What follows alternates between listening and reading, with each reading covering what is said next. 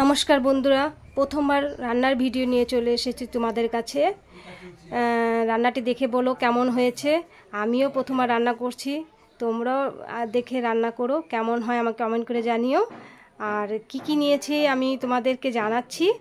নিয়েছি শাপলা আছে, এখানে শাপলা ছোট ছোট করে কাটা আছে, লঙ্কা কাঁচা লঙ্কা আধা ভাঙা আছে, পুরো বাটা নেই। আর পেঁয়াজ বাটা আছে, সামান্য পেঁয়াজ কুচোনো আছে। আর চিংড়ি মাছের মাথাও সঙ্গে বাটা আছে, বেটে নেওয়া আছে। এবার কড়াই দিয়ে দিলাম উনুনে। এবার কড়াইটা গরম হয়ে গেছে প্রায়। এবার সামান্য একটু তেল দিয়ে দিচ্ছিস, তেলটা একটু গরম করে নেব। তেলটা গরম হয়ে গেছে, দিয়ে দিচ্ছি কুচনো পেঁয়াজ। পেঁয়াজটাকে একটু নাড়াচাড়া করে নেব।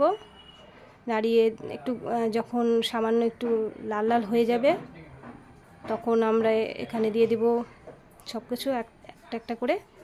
হ্যাঁ, এবার দিয়ে দিচ্ছি সামান্য হলুদ। এবার নেড়ে চেড়ে নেব সব কিছু।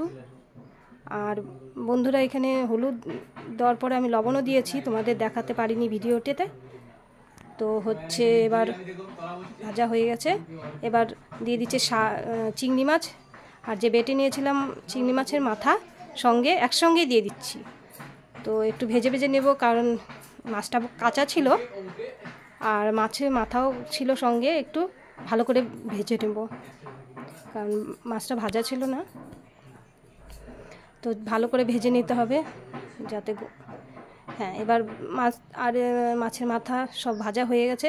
এবার এখানে দিয়ে দেবে লঙ্কা, যে আদা ভাঙা আছে ওটাকে দিয়ে দিলাম, কাঁচা লঙ্কা।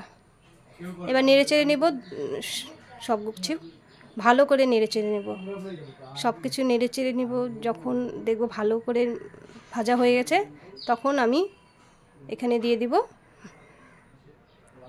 হ্যাঁ, ভাজা। এবার আমি দিয়ে দিচ্ছি এখানে শাপলা ছোট ছোট করে কাটা।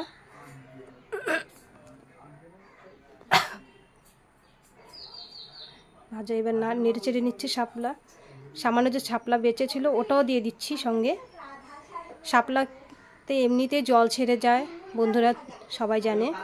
তো ভালো করে নেড়ে চেড়ে নিচ্ছি শাপলা। দেখো বন্ধুরা, কতটা জল চলে এসেছে। এবার একটু সামান্য আস্তে আস্তে নাড়তে হবে, যাতে শাপলাগুলো না ভেঙে যায়। তো যখন এটা ভাজা ভাজা হয়ে যাবে, দেখো বন্ধুরা তেল ছেড়ে গিয়েছে, প্রায় হয়ে গেছে। এবার পেঁয়াজ বাটাটা দিয়ে দিলাম। পেঁয়াজ বাটাটা এবার ভালো করে নেড়ে মাখিয়ে নিব সব কিছুর সাথে। হ্যাঁ, এবার আস্তে আস্তে নাড়ছি, প্রায় হয়ে এসেছে বন্ধুরা। দেখো বন্ধুরা, হয়ে গেছে। এবার নামিয়ে ফেলবো। কেমন হয়েছে আমাকে কমেন্ট করে জানিও।